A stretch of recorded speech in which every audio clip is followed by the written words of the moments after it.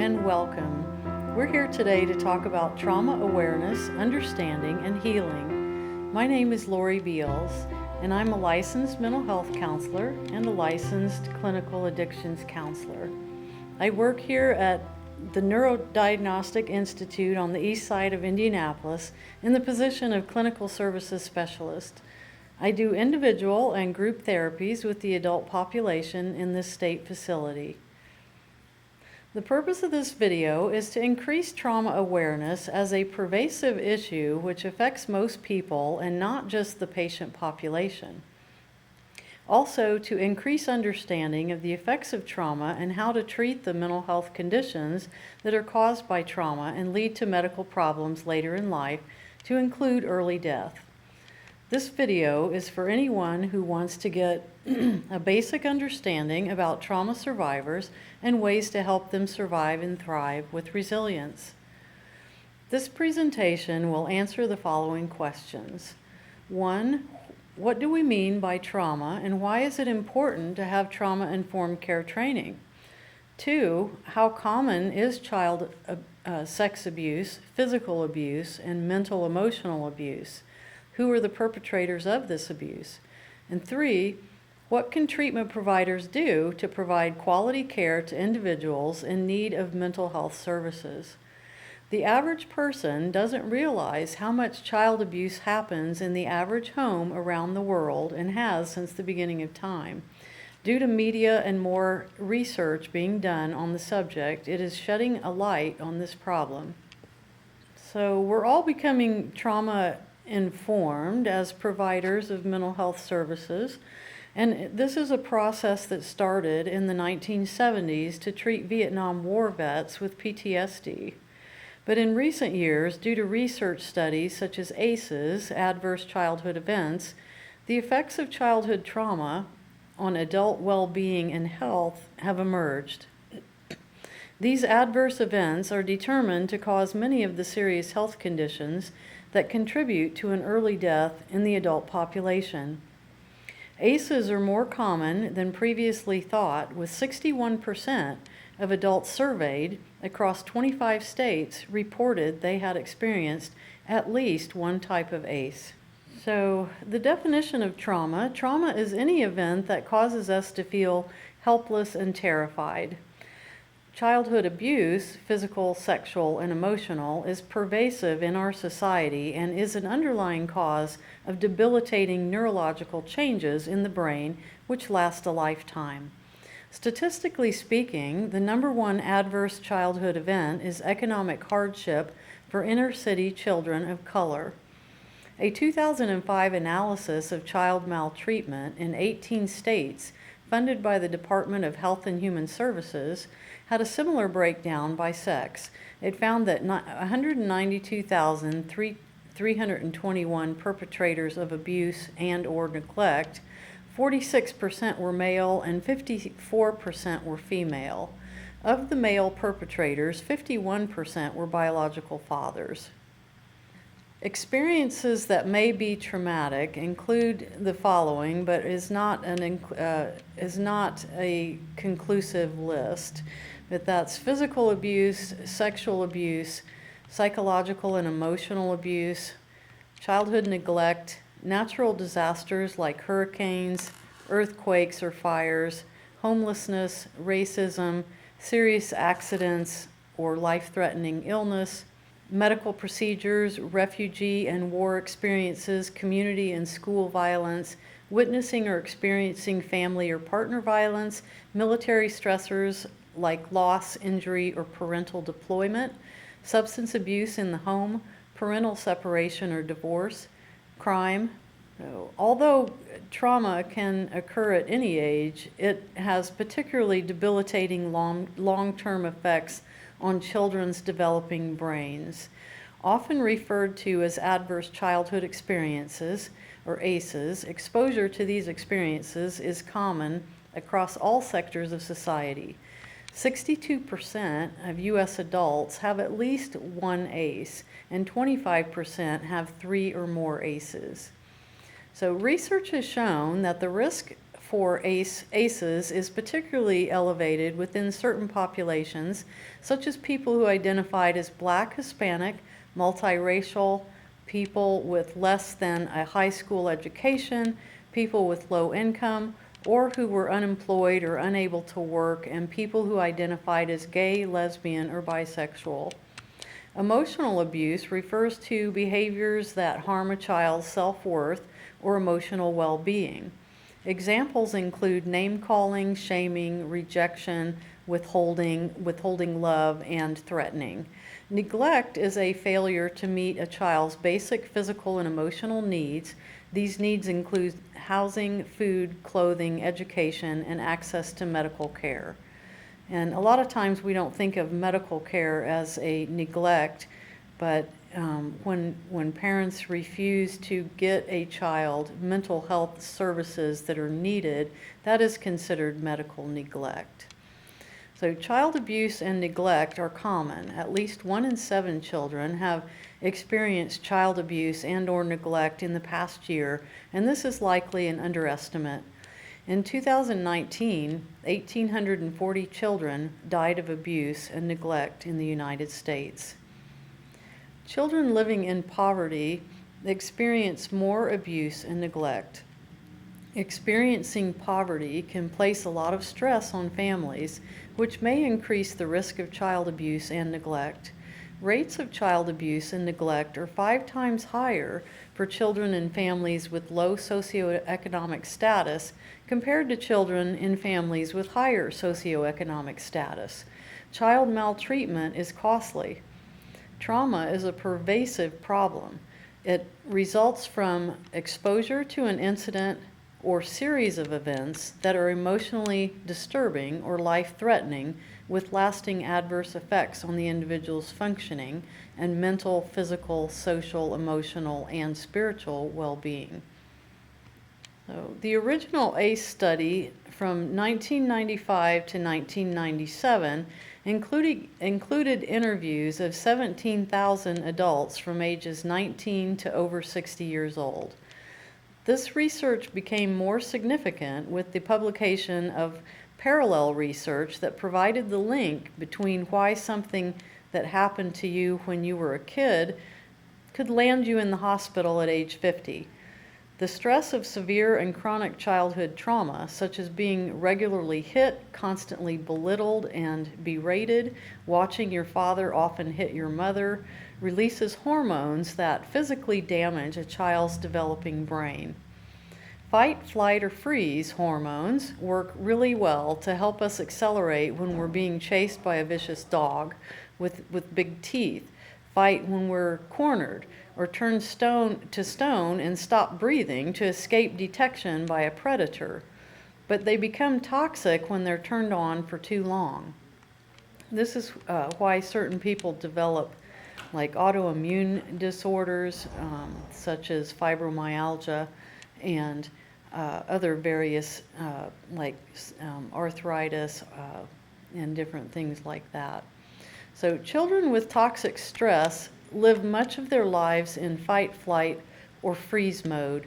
They respond to the world as a place of constant danger. With their brains overloaded with stress hormones, unable to function appropriately, they can't focus on learning. They fall behind in school or fail to develop healthy relationships with peers or create problems with teachers and principals because they are unable to trust adults. Some kids do all three. When despair, guilt, and frustration are pecking away at their psyches, they often find solace in food, alcohol, tobacco, methamphetamines, inappropriate sex, high-risk sports, and/or work and overachievement. They don't regard these coping methods as problems. Consciously or unconsciously, they use them as solutions to escape from depression, anxiety, anger, fear, and shame. What all of this means is that we need to prevent adverse childhood experiences and at the same time change our systems, meaning educational, criminal justice, healthcare, mental health, public health, workplaces, so that we don't further traumatize someone who's already traumatized. You can't do one or the other and hope to make any progress. But our society has tended to treat abuse, maltreatment, violence, and chaotic experiences of our children as an oddity instead of commonplace, as the ACE study revealed. So basically, if you look from the bottom to the top on this chart here for the ACEs, it's, starts at the bottom with, the foundation of just generational and historical trauma throughout different generations of families. There's social conditions that contribute to just an underlying pervasiveness to trauma, such as poverty and living conditions, and then adverse childhood experiences, which is the abuse. And then all of this disrupts the neurodevelopment of the growing child and can lead to social, emotional, and cognitive impairment and adoption of health risk behavior, disease, disability, and social problems, which then lead to an early death. So I wanted to cover ACEs quite a bit in this discussion today because it really outlines the numbers and the people that have, were used in this study and interviewed really show how much abuse plays a part in the role of trauma-related illnesses in adults that we're seeing in treatment today. So there's, the research here shows a link between childhood abuse and major medical problems later in life, such as cancer, heart disease, and stroke. And more children than anyone realized are living with toxic stress day to day, which is in that fight, flight, or freeze mode. These children are just day to day feeling in that mode of thinking. So most common single maltreatment type was neglect, followed by physical abuse. And mothers were found to be more likely the perpetrators of child maltreatment, and fathers more likely to commit sex abuse. So shedding some light on childhood sex abuse in particular as one of the main ACEs that show up. So there's been some new research that I thought was really interesting, which showed how parents are major producers of child sexual abuse material with their own children. Child sex abuse material, meaning images and videos of kids being sexually abused, is a growing international problem, and almost 70 million reports of this material were made to U.S. authorities in 2019. That figure rose still further in 2020 as the COVID pandemic drove children and adults to spend more time online. Police and online safety agencies have been sounding the alarm that online sex offenders are seeking to capitalize on the increased online presence of children, tricking and blackmailing kids into creating abuse images and videos. Parents are being called on to be especially vigilant. However, the sad fact is that online exploitation begins at home for many kids. And in these cases, their parent is the last person who can be trusted to keep them safe. One study of 150 adult survivors who indicated that they had appeared in sexual abuse material as children found 42% identified their biological or adoptive stepfather as the primary offender. More than 2/3 of such images appear to have been made at home. Parental abusers are especially difficult to detect. They have constant access to their victims and almost total control over them. Children abused by a parent are the least likely group to tell anyone, and the shame and fear caused by victimization makes it extremely difficult to speak out. However, there is a long-standing concern that parental perpetrators of child sexual abuse material have been overlooked as governments have instead focused on online threats outside the family. production and distribution of child sexual abuse material by parental figures. This was a study that was published February 2nd, 2021, and it found that that this material was widely available online, and existing research indicates that the parents and parental figures of victims are notably represented in the offender populations. However, there is a limited research in this area, and this was a study done in Australia, and it was a database of 82 confirmed cases of sex abuse by printed or video material of the children. The study found that the perpetrators are most often the male parental figures of the victims, and the victims are predominantly girls under 9 years of age. The findings reveal distinct patterns and scenarios of parental CSAM offending that may inform prevention, early intervention, and improved responses to victims. The study documented the significant impact of parental child sex abuse material offending on victims and the need for specialist victim support. So, ways to respond to patients. Think before you speak. Is this response the best response? So empathize with them. Remember your trauma-informed care training. Be their ally. Advocate. If you see or hear something, say something. Help them heal by being a safe space for them. Listen, comfort, have no judgment. That's a big one. No judgment. Walk with them. Take the time to get to know the individual, not just the patient. So what's behind the anger? And a lot of times we forget this being in the hospital and we see angry patients, but a lot of this other emotion is underneath that anger, which includes fear, anxiety, loneliness, depression, shame, embarrassment, guilt, confusion, sadness, stress, and hurt. So trauma awareness and understanding. The idea is to implement trauma-informed organizational culture change and then implement trauma-specific clinical practices.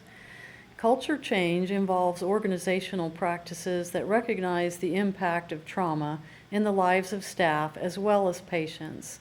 These culture changes include patient empowerment, using individual strengths to empower each person to the development of their treatment, Choice, informing patients regarding treatment options so they can choose the options they prefer.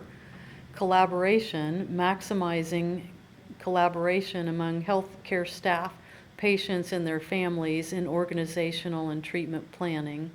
So getting the patient involved in their care is a help to their healing. Safety, involving healthcare settings and activities that ensure patients' physical and emotional safety.